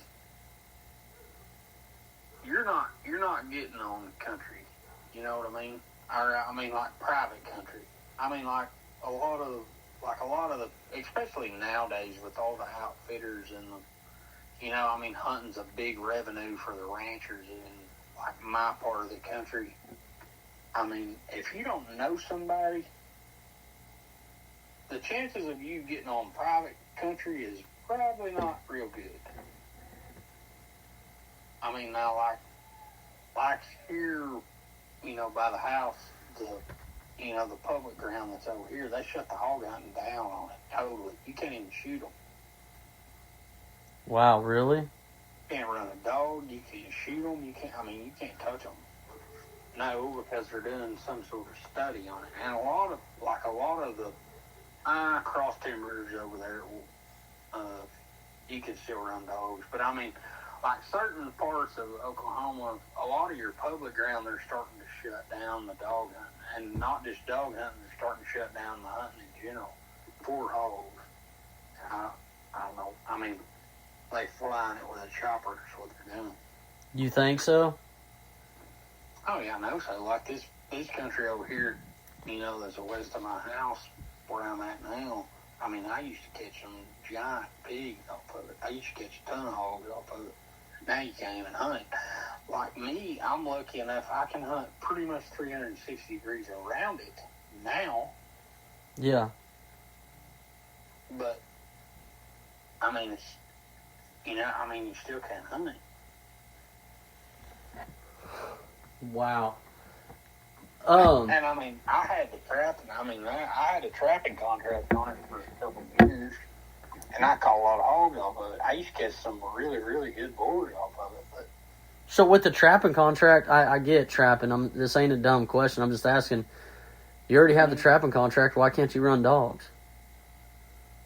Man, I don't know. It was just one of the deals. They shut it down. I mean, they shut down all hunting, period, as far as hog goes. And I mean, it wasn't just this one. There was several across the state that they shut it down, which I don't get why they did it, but they did it. That is just absolutely. They flew with the chopper. And then they want to say certain areas up north need to be. Everything needs to be killed. Well, I mean, your 8 northwest counties in Oklahoma, I mean, all them 8 counties is where your main show pig people are. Okay. Or, your hog farms, And, I mean, I get it, I mean. I do, yeah. People's got, I mean, you get in that, that sense. You've got guys that, spend a shit ton of money on, show pigs or, raising hogs. I mean, that's a whole different deal, So with that northwest corner, you would say that would be the hardest area in Oklahoma to hunt? Man, I've coyote hunted up there some spot, which, I mean, a lot of people don't know that, but I'm a big coyote hunter. Yeah, I did know that. Yeah, I mean, we hunt a lot of coyotes across the United States, but, I mean, that country there probably has the least amount of hogs as far as Oklahoma as I know of. I mean, you get up in that northwest corner, I mean, when you get up in that part of it, the numbers ain't there. I ain't saying there ain't, ain't now, I don't remember, but I mean, as far as southern and central and northeastern, there's hogs everywhere. But they've seemed to keep them out of that northwest corner for some reason, probably because there's nothing there. Yeah. I mean, it's nothing for them to eat, you know what I'm saying? Yeah, no kidding. That's up by the Panhandle, huh? Am I thinking? Yeah, nothing. And I don't remember the names of the counties right off the top of my head, but like your, like in your transport license, they won't even let you. They won't even allow you to haul live hogs across any of them 8 counties. Even if you have a transport license? You can't haul a live hog. You cannot haul a live hog across them. Period, according to the Oklahoma Department of Agriculture. Wow. Yep. Wow. I like that information. I mean, of course, I don't know because I don't live up there. That's good to hear. Now, It has. We're gonna. Is there anything else you want to cover on that one? Because I do got a question. I was sitting here thinking about it, and I wanted to ask you it. No, buddy, whatever. Okay, so we covered a lot about the dogs and whatnot. Now, what kind of kennel setup do you got? Are you running leads, or are you? I mean, how is your dog set up, kind of? And can you cover, flea and tick maintenance? Man, I use like on my kennel setup, I've got I throw a lot of dogs up for, people, around here, the local. I kind of always have, just part of being the older guy that hog hunts. But I've got my kennel setup now is a 12. I've got a 12 by 12 room. Then I've got kind of a throwing room, and then I've got a 12 by 84 set of kennels. Oh, wow. And it's all cement floor, all built out of 3x3 square tubing. It's got 10 roof, 10 side. It's all, with 2x4 horse panels. It's a pretty sharp setup. It's all lighted. My sewing rooms, air conditioning, heated, spray foam insulated. It's pretty nice. Yeah, sounds like it. My new kennel system here at my new place that we're building now will be a 10 by 20, and then I'll have a 12 by 120 set of kennels. I'll have basically 20 pins that's 6 by 10s. Good. This new set I'm building now. It's pretty sharp. You'll have to come look at it sometime. Yes, sir, for sure. That sounds awesome. Yeah, Now, it's pretty sweet. what are you doing for the flea and I'm sure you're about to cover it, but, for the fleas and ticks, I don't know. Right now down here, they are rough. Do you, I'm sure everybody's having the same problem. I've always used NextGuard. That's kind of what I've used, and I've had really good luck with it. Like if I've had problems around my, around the kennels, every year I spray a Bear complete insecticide, not with the fertilizer, but just Bear complete insecticide. I'll spray around my kennels and around the outside of everything. Mm-hmm. And I've done that for several years, and I've had super good luck with it. I hadn't had any problems at all. And I've probably dealt with more Arlequia than anybody you'll ever talk to. But I've kind of had some bad luck with that stuff. So, yeah. Oh, yeah. I'm sorry. I was listening. I write down little notes about stuff like that. I try to keep track of this because I want to. I want it for future reference, just in case I get into a bind where I'm not able to control the stuff. I'd like to be able to come back and be able to utilize that. And the Arlequia is rough. I don't know if you've ever done it. No, I have not. It's bad in our country. It's really bad. It's devastating to a dog. I had a dog, and I've told this story a couple times on a couple different podcasts, but I had a dog one time that was as good a dog as I've ever turned out of a box. And one night I turned him loose, and he ran a hog 400 yards, baited. I was getting bulldog out of the truck. Hog broke. Run 400 yards to the dot. Turn around, come to the pickup. And I was like, what the hell? What the hell's going on, this dog could run a hog till hell froze over. It's like a poisoned hog or something, ain't it? What? Man, no, Arlequia is a tick-borne disease. It's actually a tick disease. And Arlequia and Anaplasma both. Oh, then I'm thinking of something completely else. I actually didn't think much about it. I kind of, just blew it off, and I was like, well, maybe he just had a bad night. You know, every dog has a bad night. And went down the road a couple miles. Dog comes off, runs out there, bays a hog. I catch that hog, he rolls off it. Bays another one. Hog breaks, he runs it 400 yards to the dot. Quick comes to the truck, and I'm leaving by this point. And this dog was in as good a running shape as you could get him. I mean, 100% healthy. That was at 11 o'clock on a Friday night. And at 7 o'clock the next morning, that dog lost 24 pounds and looked like the wind would blow him over in that many hours. Goodness. I mean, it was unreal how hard that hit that dog. And so what did you do about that then? I took him to the vet, and they run some tests. And they run some tests on him, and they come back and said he's got Ehrlichia and anaplasma at the same time. Of course, our anaplasma, you know, you hear some guys deal with it in cattle, but they kept him on, you know, the treatments. Back then it was, you know, tetracycline, which now is doxycycline. Mm-hmm.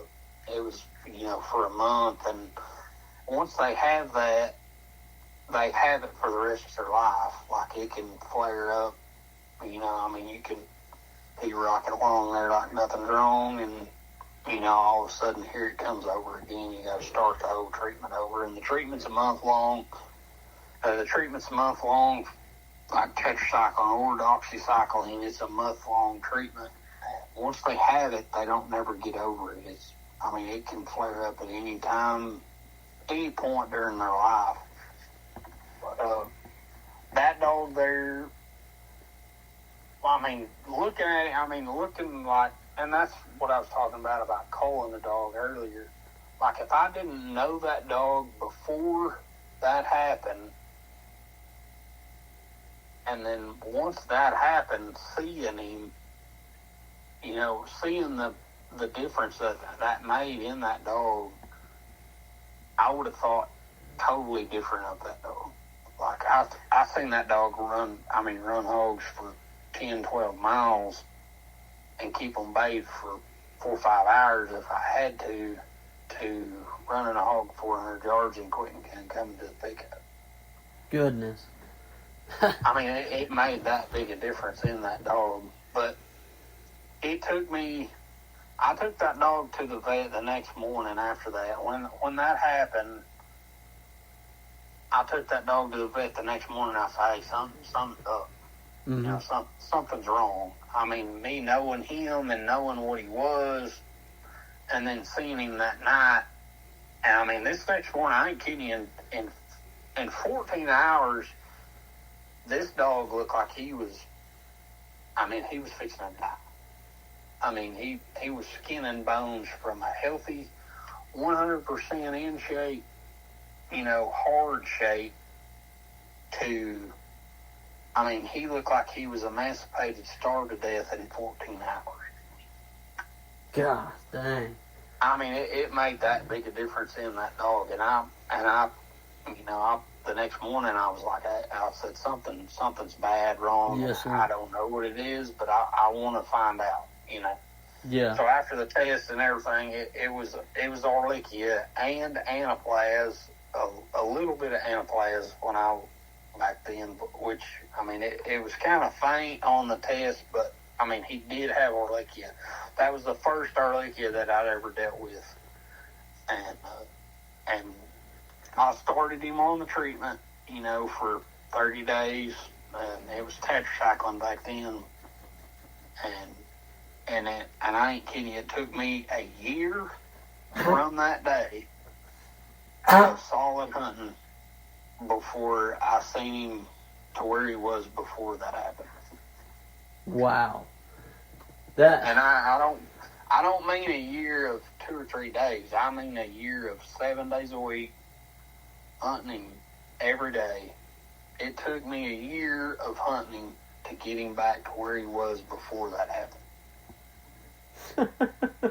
That is outrageous. I mean, that dog must have been special then. Oh, dude, he was as good a dog as I ever. Yeah, I mean, he was as good a dog as I ever turned out of a dog box. But I mean, I ain't no telling how many hundreds of hogs I caught with that dog before he was. I mean, when he was 11, 13 months old. I'll tell you what I did with him. I took him 48 nights in a row, and I caught a hog 48 nights in a row with him. That's impressive. And at the time, You're talking each night. You caught 48. Oh, you were 48 for 48, right? Yeah, okay. I was 48 for 48, 48 for 48, and 30 of them was boars, and he was 11 months old at the time. Oh my goodness! Yeah, no, that's impressive, Mr. Rusty. Goodness, that is impressive. Yeah, he was a special dog. I mean, he really was. He was a really good dog. But I mean, it was heartbreaking to see him in that condition. situation. Yeah. If I hadn't knew him before, like say that was the first time you or somebody else had been with that dog, you thought, well, this thing ain't worth shit. Yeah, because he was just sick. I mean, that dog was 6 years old at that time. But, I mean, me knowing what he was before then, I honestly knew something was wrong. Yeah. And back in the day, we didn't never have that problem, with the tick borne stuff. But my mom worked for the vet here in England for 25 years, 27. Yeah. And I mean that year there, I think they had 250 cases of that stuff. Goodness.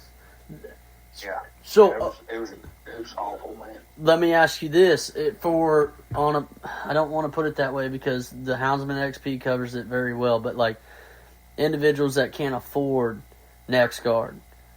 I mean, I know a lot of people are going to say, well, then you shouldn't have a dog. If you can't afford to take care of it, don't have one. I understand that, but some people want to do it on a more budget-friendly aspect. What would you recommend for a flea and tick preventative? Is there any, do you believe in any of the cattle tags out there, like Python 2s, or, I mean, just out of curiosity, what would you recommend? I mean, man, if a guy don't have a lot of money, go buy a gallon of that bare tree and shrub, not with fertilizer, but just bare tree and shrub. Mix it up. Mix it up just like it says on the deal. Spray around your kennel, spray around your dogs, your tie-outs, whatever. And, I mean, I've used that stuff for years, and I ain't never had a problem with it. But no fleas, that covers both fleas and ticks? It covers. If you look it up, the main ingredient in that is the main ingredient in Frontline. And so can you, when you say administer it around kennels and chains, now, can the dogs be present in the area? Oh, yeah. I mean, you can spray your dogs with it. It ain't going to hurt them. Okay. But, I mean, I spray the ground, spray around the outside of my kennels, spray, like, in their barrels. Mm-hmm. It depends on what, it depends on the ground. Like, most of your sandy soil's going to have more fleas. Yeah, oh, yeah, sand. Say your clay.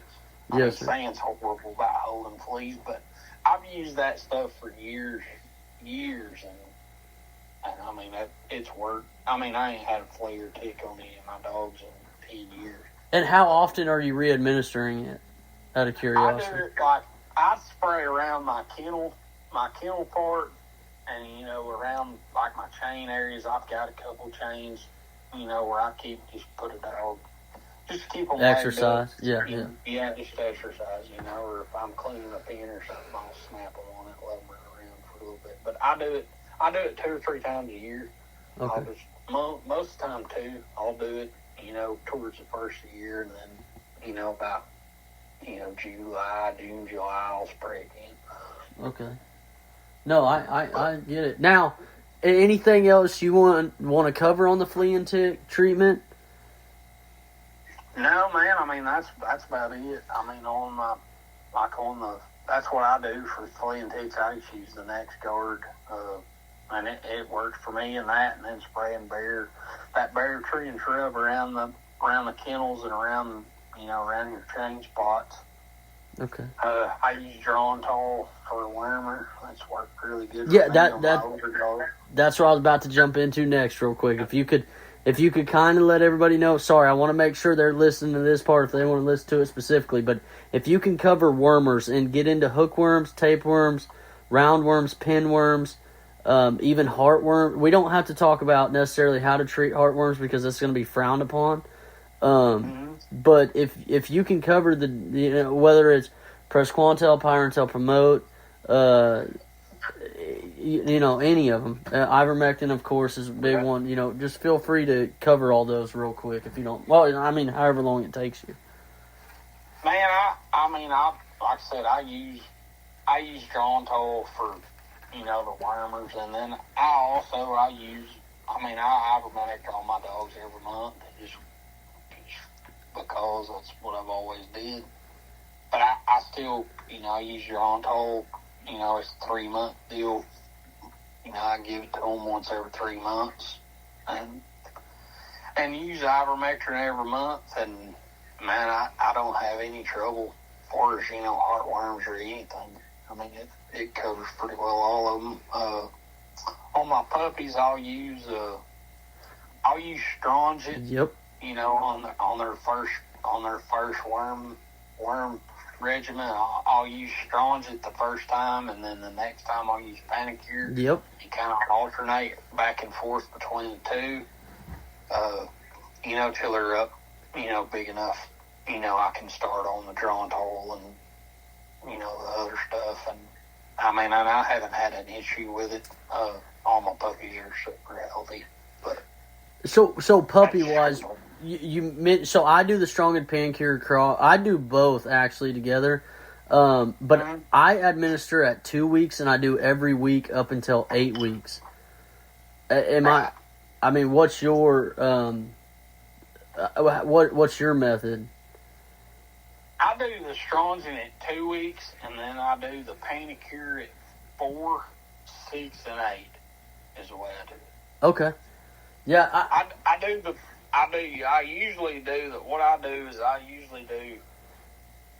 the Strongyt at 2 weeks, the Panicure at 4, and then I'll give them their first set of shots at 6.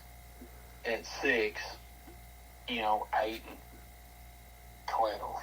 But that's the way I do it. And do you only do 3 rounds of shots, or are you giving 4?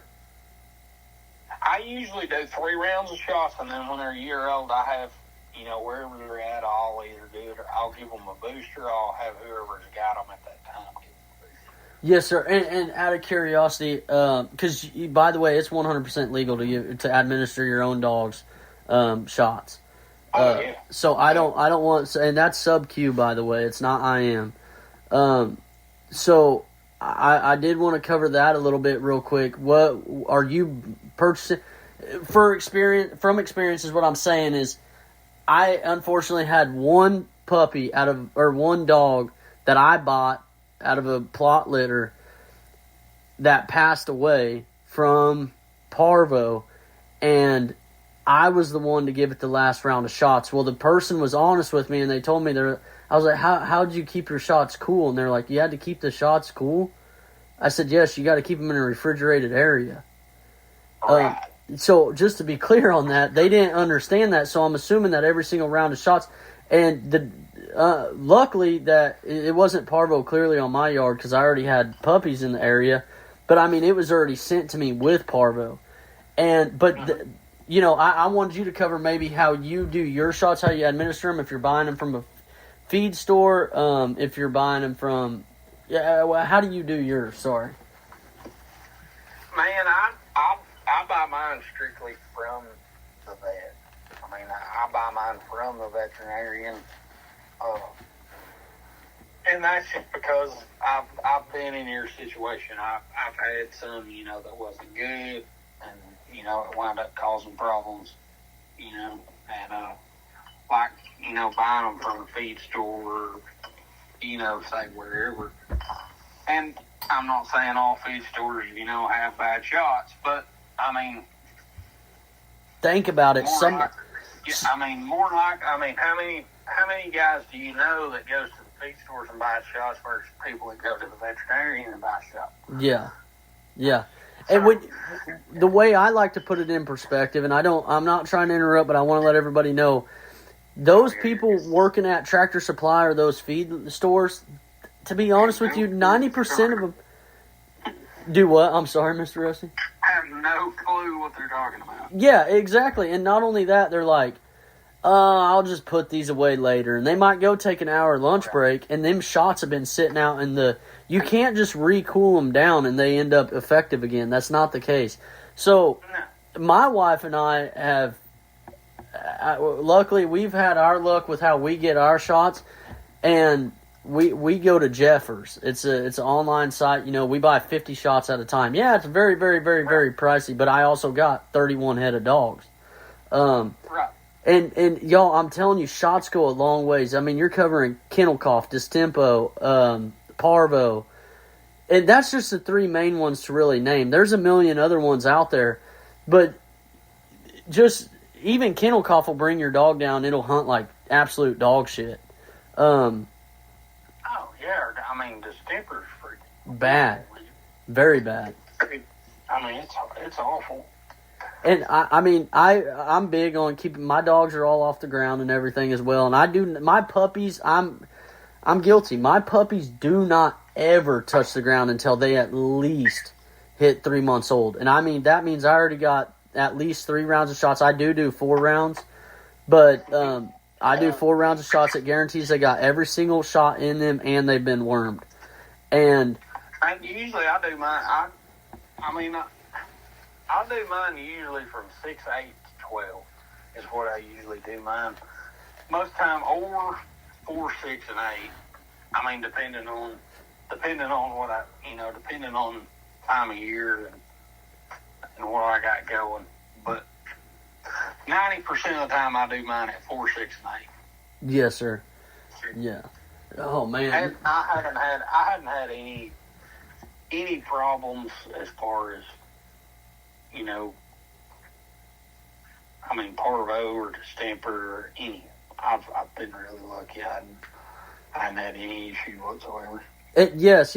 Well, covering that as well, we mentioned parvo and, worms as well. Hookworms and parvo can have the same exact symptoms. Absolutely. Yeah, they can. People don't understand that. First thing they do is they take them to a vet. Y'all, I'm telling you, I have lost only 3 dogs. And, of course, those are hog-induced. But what I'm getting at is I've lost 3. And another one was, it was actually my in-law's dog. And they were supposed to lose him because they were claiming he had parvo.